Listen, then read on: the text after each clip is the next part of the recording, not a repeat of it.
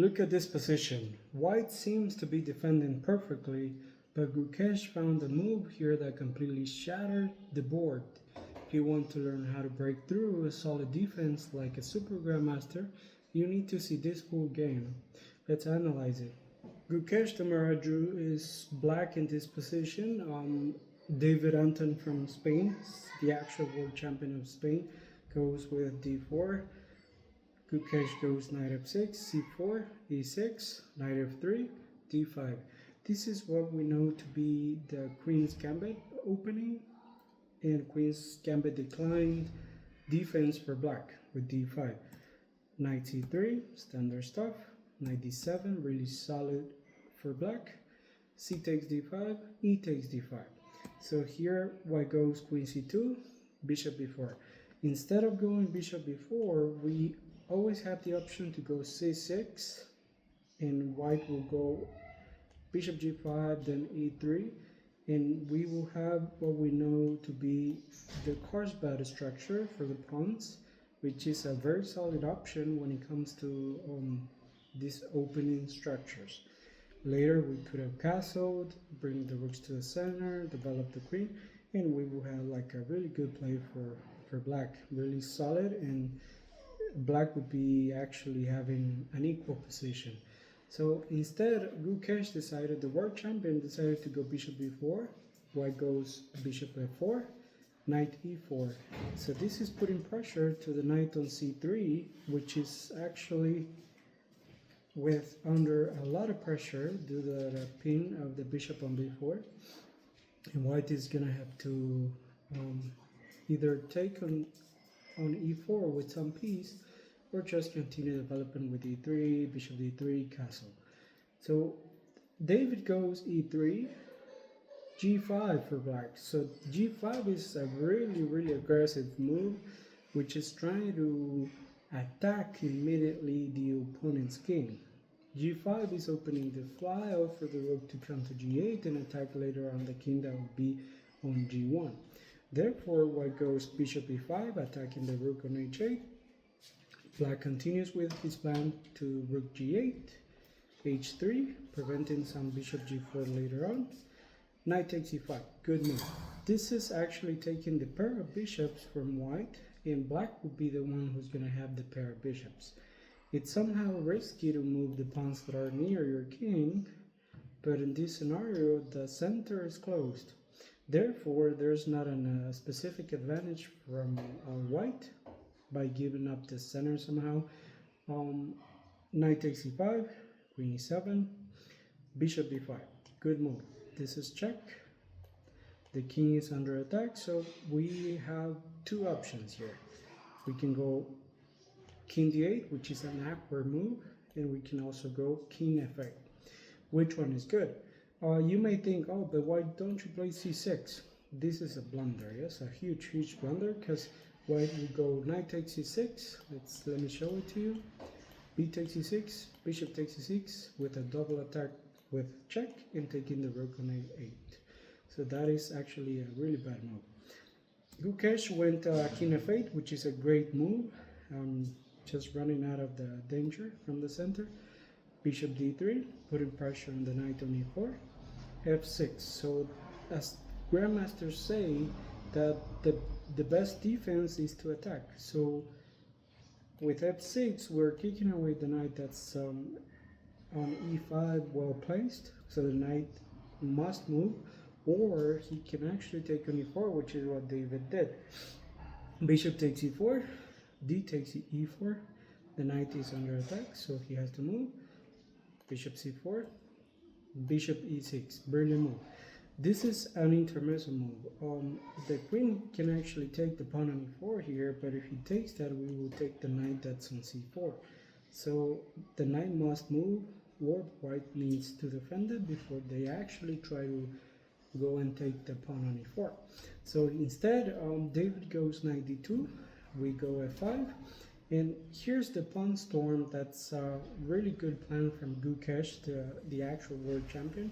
He's putting pressure on this side of the board, which is the king side, in order to attack the opponent's king. a3, kicking away the bishop, bishop a5, f3.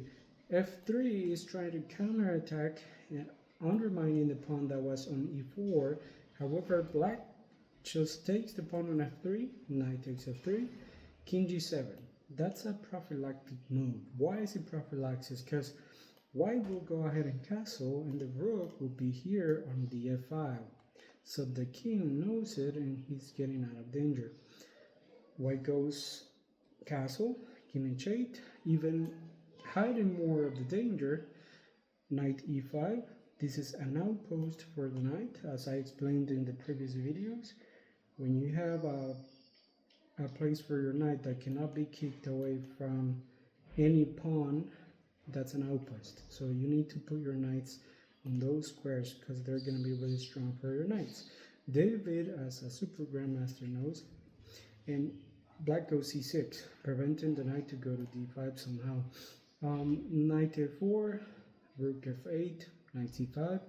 These two squares are really good for the knight. Probably with black we should go b6 to kick this knight away. And eventually that's going to happen. Bishop c8, defending because white was threatening to take the bishop. e4, f4. So e4 was a mistake according to the computer, but let's try to understand why. The reason why is because black was probably thinking, okay, black is going to take the pawn on e4 and we're going to fight for this file as well as the couple of knights that we have here, and we're going to bring the other rook to e1 or d1 somehow. However, black just closes the center immediately by going f4. So we're getting closer to attack the king. Somehow we're wanting to play h5, g4, h4 and push these pawns forward and attack the opponent's king. Why? Because we have the two rooks heading to the king. We have the white squares bishops, and probably we're going to bring the other bishop to attack. So this is what, when the brilliant moves from Gukesh really surprised the world, and a lot of people are trying to judge the world champion decisions by just losing a lot of games in a row. However, you may think, as I think, which that could be a strategy on looking forward to the World Championship tournament, which will be later on this year in November. So probably the champion is just saving his cards in order for him to be able to surprise the opponent in November. So white goes b4, bishop c7, queen c3, just putting an eye on this long diagonal for the black king. So black must be really careful with this in order to be able to defend this position, because black is attacking, yes, but white is going to look for a way to counterattack here. So Gukesh played brilliantly this position, and he went queen g7, defending the lock diagonal, rook a2, trying to bring more pieces into defense, rook d8, putting pressure on the d4, knight d3, rook d6, rook c2, bishop b6. So here we're actually threatening to take the queen by checking the opponent's game. Or he could take the d4, but we will take with the rook, so we're waiting, yes? So he goes knight c5, bishop d8. We want to keep that knight away, and somehow we're wanting to go c5, which will open lines and diagonals for black.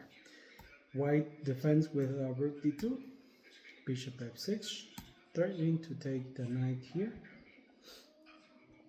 Knight f3, bishop e7, knight e5, b6. So we're finally come to the plan that the world champion had created, which was to kick at some point the knight that was in c5 with the b6 pawn. So the knight must retreat. He goes knight d3, bishop a6, putting a lot of pressure and using the diagonals, rook d1, h5, knight f3, rook h6, queen to b3. So here let's pause for a minute.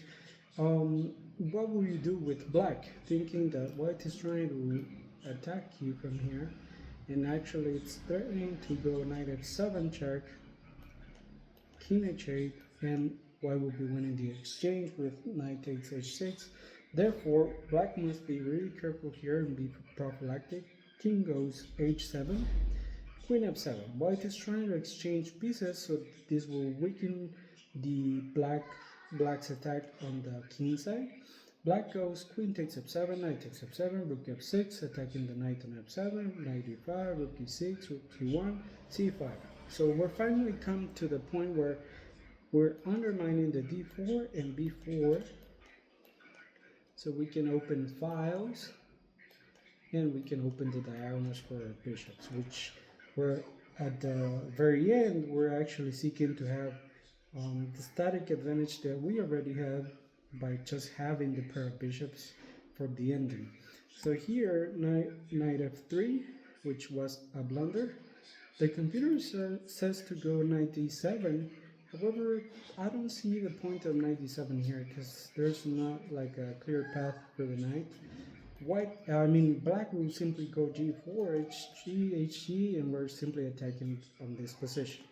So we went g4 immediately, do that David allowed it.